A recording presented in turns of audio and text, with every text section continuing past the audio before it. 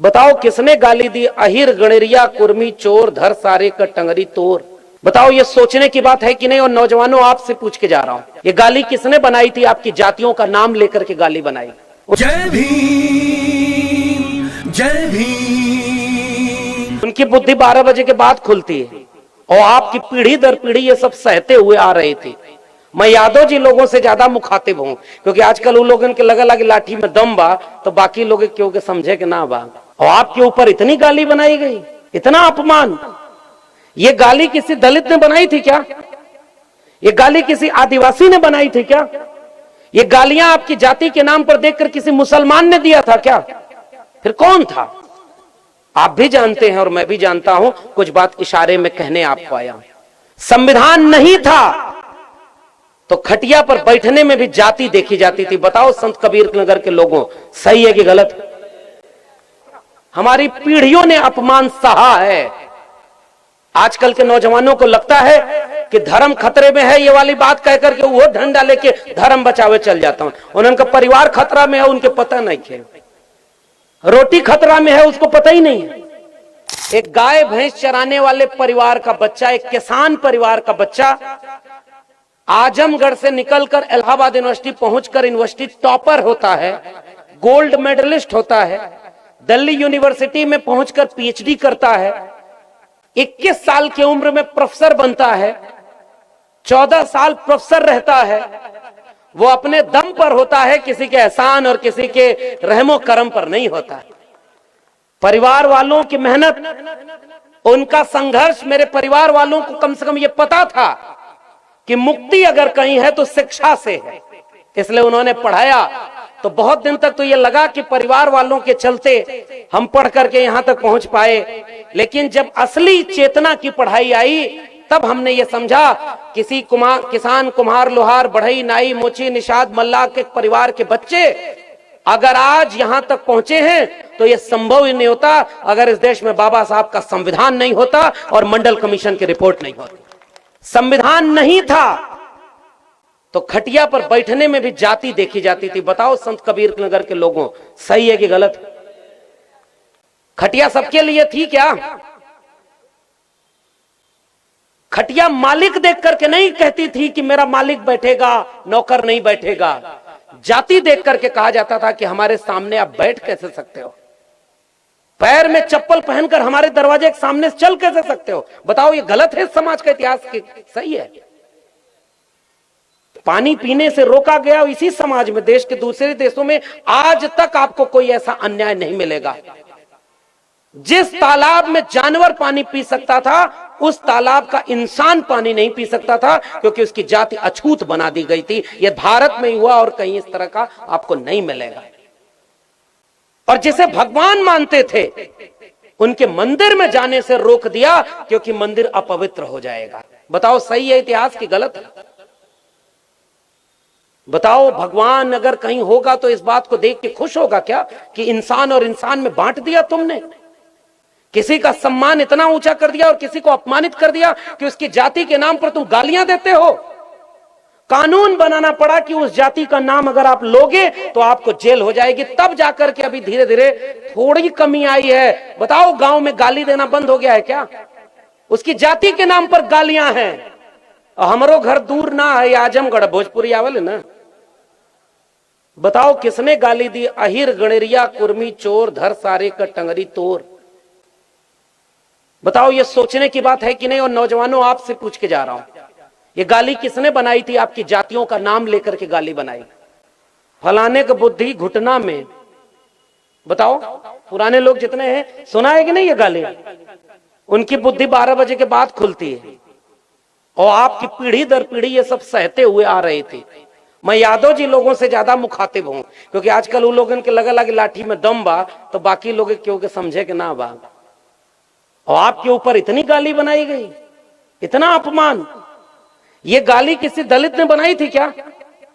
ये गाली किसी आदिवासी ने बनाई थी क्या? ये गालियां आपकी जाति के नाम पर देखकर किसी मुसलमान ने दिया था क्या? फिर कौन था? आप भी जानते हैं और मैं भी जानता हूं। कुछ बात इशारे में कहने आपको आया।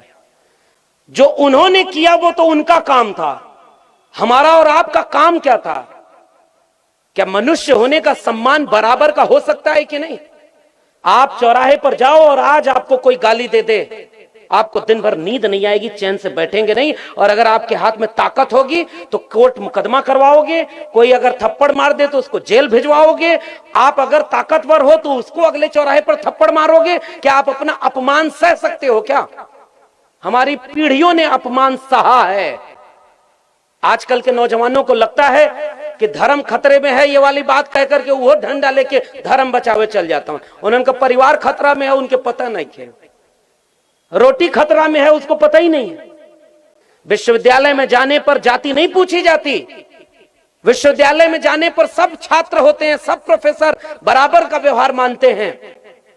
मैं इलाहाबाद यूनिवर्सिटी में जब gold medal topper of the batch हुआ तो मेरे प्रोफेसर ने कहा, और आज भी वो प्रोफेसर है, उसने कहा अहिरों का लड़का गाय भैंस चरावना छोड़ करके यूनिवर्सिटी टॉप करेंगे तो हमारे बच्चे कहां जाएंगे?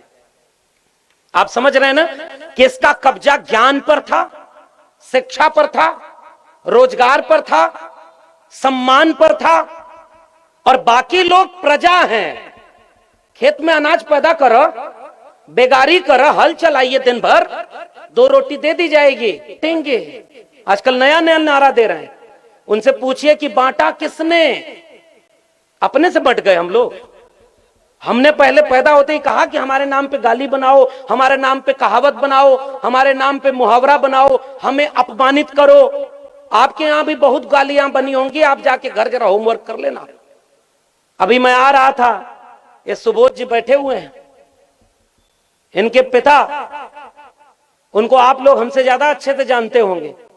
इन्होंने एक वाक्य कहा कि सर जो लड़ाई आज आप लोग लड़ना चाहते हैं ना, पिताजी आज से 2-3 दशक पहले वो लड़ाई लड़कर कहे कि हमारे बाप दादा खटिया पर बैठने से नहीं रोक पाए और नहीं बैठे, हम खटिया पर या तो बराबर बैठेंगे या खटिया नहीं रहेगी, सब जमीन पर बराबर बैठेंगे। लड़ाई तो यही थी ना भाई, सही बताना। खटिया बनाया किसने? जो बैठता था उसको बनाने आता था, सही सही बताना।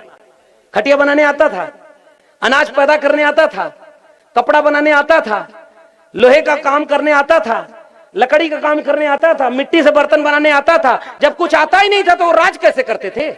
गुलाम बनाकर। और जो कमेरा लोग थे, जो मेहनत करते थे, उन्हीं को समझा दिया कि हम चूंकि बड़े हैं, आप छोटे लोग हो, छोटी जाति है, आप किस बात के हमारे सामने आप बैठे हो, यही कम है क्या? ऐसा था ये भारत बटा हुआ। अगर इस भारत को किसी ने जोड़ा है तो उस जोड़ने वाले नायक और मसीहा का नाम है बाबा साहब डॉक्टर भीमराव अंबेडकर, और उस किताब का नाम है भारत का संविधान। संविधान आया तब हम यहां खड़े हैं। और आज किसी में यह हिम्मत नहीं है कि ये मंच पर जितने लोग बैठे हैं अपने अपने क्षेत्र के लड़ाका लोग हैं। ये निषाद जी चेयरमैन है, क्या गजब की कविताएं लिखते हैं। बताइए, ऐसे ऐसे चेयरमैन आपके यहां, बहुरंगी प्रतिभा के धनी। और आज से 50 साल पहले किसी निषाद समुदाय का, समाज का व्यक्ति जो नदी के किनारे जीवन मजबूरी में जीता रहा होगा, भारत का संविधान न होता तो क्या वो मेहदावल का चेयरमैन बनकर के नगर का सेवक बनने का काम करता क्या? यह है संविधान की खूबसूरती। यह संविधान की खूबसूरती कि यहां वो जो चौरसिया साहब अभी थोड़ी देर पहले बोल रहे थे, चौरसिया साहब स्कूल चलाते हैं, बच्चों को निःशुल्क कम पैसे में शिक्षा देते हैं। एक किस्सा बताऊं, पिछले दिनों रामचरितमानस का एक विवाद हुआ तो मेरी पीएचडी ही उसी पर है। और आपका जिला है संत कबीर नगर, मेरा भक्ति आंदोलन पे पीएचडी थी। तो संत कबीर नगर यहां से चंद किलोमीटर दूर मगहर है। कभी जाना तो देखना, तुम्हारा असली तीर्थ वहां है कि इस भारत को भारत बनाने वाले जो मसीहा थे उनमें से एक थे संत कबीर। मोको कहां ढूंढे रे बंदे, मैं तो तेरे पास में। ना मैं मंदिर, ना मैं मस्जिद, ना काबे कैलाश में, ना मैं जप में, ना मैं तप में, ना मैं व्रत उपवास में। खोजी हो तो तुरते मिल हो पल भर की तलाश में। और कहे कबीर सुनो भाई साधो, मैं तो हूं विश्वास में। उस कबीर की धरती पर हम बैठे हुए हैं। और उसी कबीर ने चेतावनी दे दी थी कि मन ना रंगाए रंगाए जोगी कपड़ा। और जब मैं जोगी कह रहा हूं तो आप लोग कहीं और मत जाइएगा, मैं कबीर की बात कर रहा हूं। ब्रह्म छोड़ पूजन लागे पथरा, और मुड़वा बढ़ाए दड़िया बढ़ाए, केसवा मुड़ाए जोगी होई गई ना बखरा, और मन ना रंगाए रंगाए जोगी कपड़ा। ये आज से 700 साल पहले नौजवानों पढ़ना बंद कर दिया आपने, किताब पढ़ते नहीं, आजकल रील्स कुल देखा ना लप लप, वही में दुनिया वही मोबाइल में गायब, उसी मोबाइल में खोजना तुम्हारा भारत मिलेगा। 50 साल पहले की लड़ाई तुम्हें पता नहीं है कि कैसे बराबर का ये मंच कोई लगा। आज से 25-50 साल पहले खोज कर देखना कोई बुद्ध विहार बनाने की हिम्मत थी क्या? इसलिए सलाम करना उन लोगों को जो तथागत बुद्ध को यहां खड़ा किए हुए। लेकिन ये जो बराबरी का समाज आया, कबीर के सपनों का भारत बना, यही मगहर में कबीर लिख गए, कबीर कलयुग कठिन है, साधन चिन्ह कोय, और कामी क्रोधी मस्खरा तिनकर आदर होए। ऐसा समय आएगा जब अच्छे लोगों की पहचान नहीं होगी। ये अच्छे लोगों का जमघट। इस मंच का इस्तेमाल किसी जाति किसी धर्म के खिलाफ बोलने का नहीं होता। इस मंच का इस्तेमाल मोहब्बत और प्रेम का पैगाम पहुंचाने का होता है। लेकिन जो हमारा समाज है उसे जगाने के लिए एक कोशिश हम लोग कर रहे हैं। वो कोशिश ये है कि अंधविश्वास और पाखंड से बचाइए, अपने बच्चों को शिक्षा दिलाइए, उनकी गरीबी तभी दूर होगी, उनकी मानसिक गुलामी तभी दूर होगी अगर आप अपने बेटा बेटी को शिक्षा दिलाएंगे, तभी वो अपनी मानसिक गुलामी से आजाद होगा।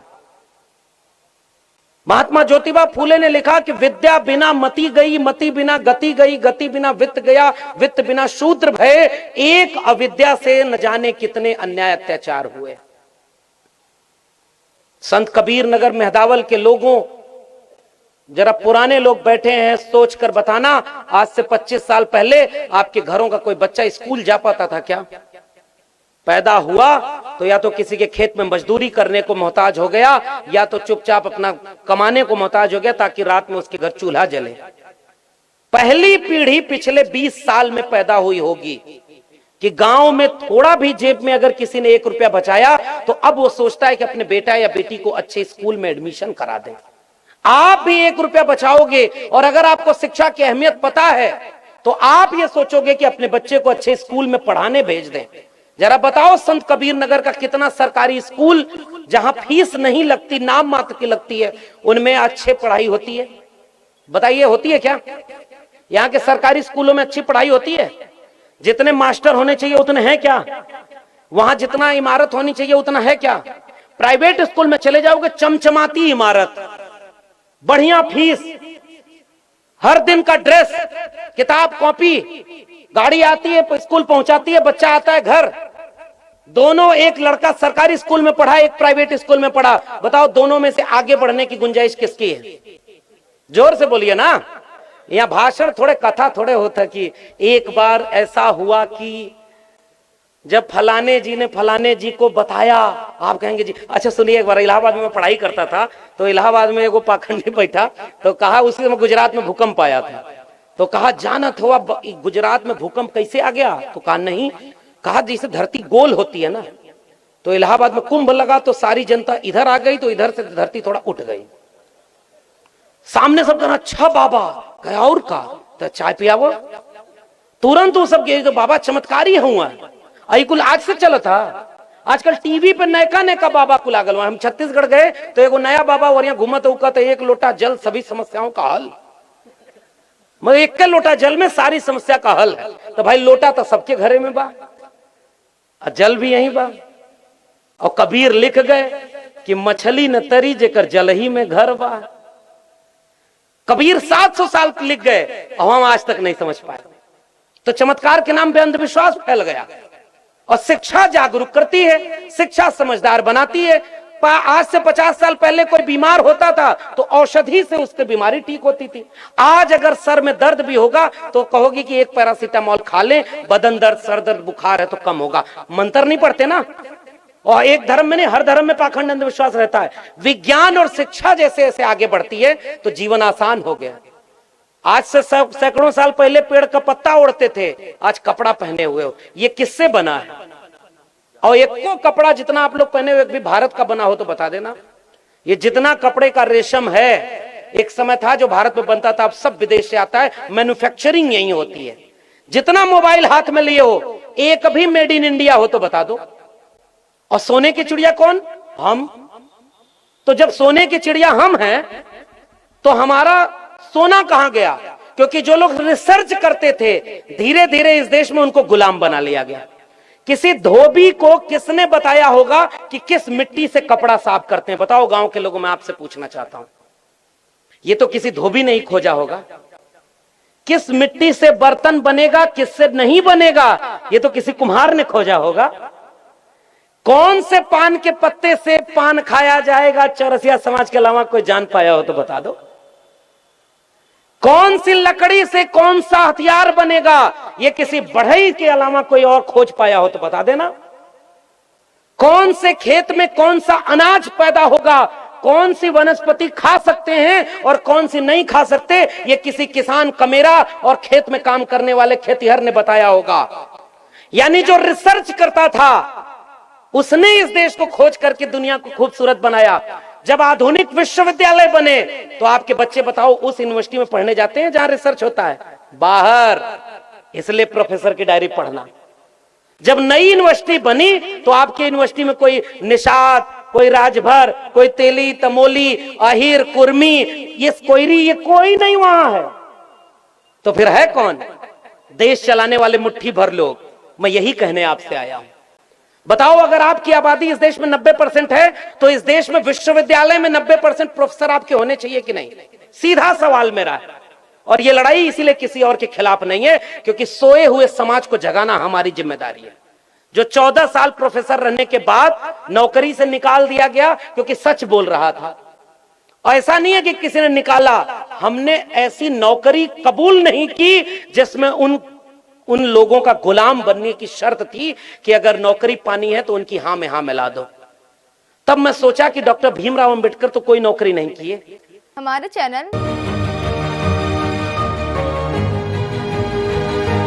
लाइक, शेयर, सब्सक्राइब देखना मत भूलिएगा। जय भीम, जय भारत, जय संविधान, नमो बुद्धाय। धन्यवाद। चैनल आर्थिक समस्या से गुजर रहा है। अगर आप बहुजन समाज में बाबा साहेब अम्बेडकर और तथागत बुद्ध की विचारधारा को अधिक से अधिक लोगों तक पहुंचाना चाहते हैं तो हमें आर्थिक सहयोग प्रदान करें, ताकि हम अपने चैनल के माध्यम से देश विदेश में समता, बंधुता, एकता और संवैधानिक अधिकारों को ज्यादा से ज्यादा लोगों तक पहुंचा सकें। आप अपनी सहायता राशि नीचे लिखे खाते में जमा करा सकते हैं। खाता धारक गौतम रत्ना, खाता संख्या 316957686551, IFSC कोड SBIN 0060336, बैंक भारतीय स्टेट बैंक। आप हमारे बैंक खाते का विवरण स्क्रीन पर भी देख सकते हैं। मैं गौतम रत्ना गौतम फिल्म्स प्रोडक्शन में आपका स्वागत करता हूं। आप हमारे प्रोडक्शन हाउस के अंदर अपना कैरियर बना सकते हैं as a film director, as a producer and actor and actress and editor and cinematographer also. अगर आपको फिल्म से रिलेटेड कुछ भी प्रोजेक्ट आपको बनवाना है तो हमारे पास में पूरा सेटअप है, जिसमें फिल्म कैमरा है, शूटिंग लाइट्स है और एडिटिंग है। सारा A to Z एक ही जगह पर आपको हमारे यहाँ पर मिल जाएगा। तो दोस्तों, आप हमें कांटेक्ट कर सकते हैं हमारे नंबर्स पर 9810085714। जय भीम, जय भीम।